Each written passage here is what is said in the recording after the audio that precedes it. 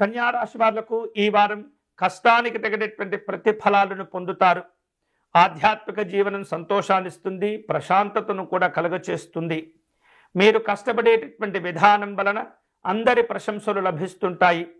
నలుగురిలో మీకు ఒక ప్రత్యేకమైనటువంటి గుర్తింపు, గౌరవాలు ఏర్పడుతుంటాయి.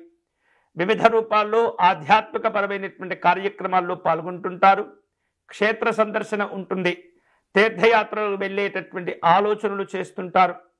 కుటుంబ సభ్యులతో కలిసి ప్రయాణాలను ఏర్పాటు చేసుకునే అవకాశాలు ఉన్నాయి. అన్ని విధాలుగా ఈ కన్యా రాశి వాళ్లకు ఈ వారం అనుకూలంగా ఉండబోతుంది.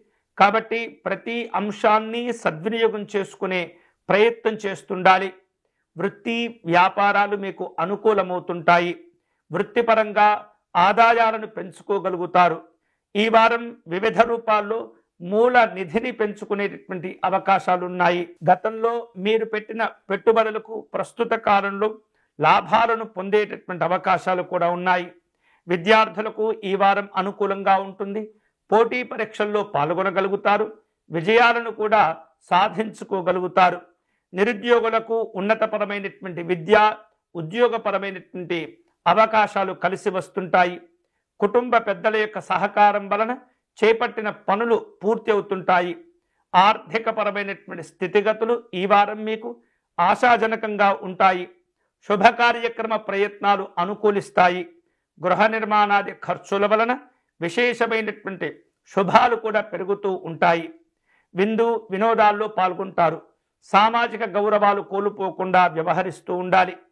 ఈ వారం మీరు చేపట్టేటటువంటి కొన్ని రకాల పనుల్లో ప్రణాళికలు అవసరమవుతూ ఉంటాయి. గృహ నిర్మాణాది ఖర్చుల వలన కొంత ఇబ్బందులు ఉన్నప్పటికీ, ఆర్థికపరమైనటువంటి ఒత్తిడి ఉన్నప్పటికీ వాటిని మీకు జాగ్రత్తగా అనుకూలంగా మలుచుకునేటటువంటి ప్రయత్నాలు చేస్తుంటారు. అనుకున్నటువంటి లక్ష్యాలకు కూడా మీరు చేరుకోగలుగుతారు. ఈ వారం కన్యా రాశి వారు శుభకరమైనటువంటి ఫలితాలు పొందేందుకై నవగ్రహ ఆలయాన్ని దర్శనం చేసుకోవటం మంచిది. నవగ్రహ ఆలయంలో ప్రదక్షిణ నిర్వహించటం కానీ, వీలైతే అన్ని గ్రహాలకు లేదా సూర్యగ్రహానికి అర్చన నిర్వహించుకొని పేదవారికి అన్నదానము, కాయగూరలు దానం చేయటం వలన విశేషమైనటువంటి శుభాలు పొందవచ్చు.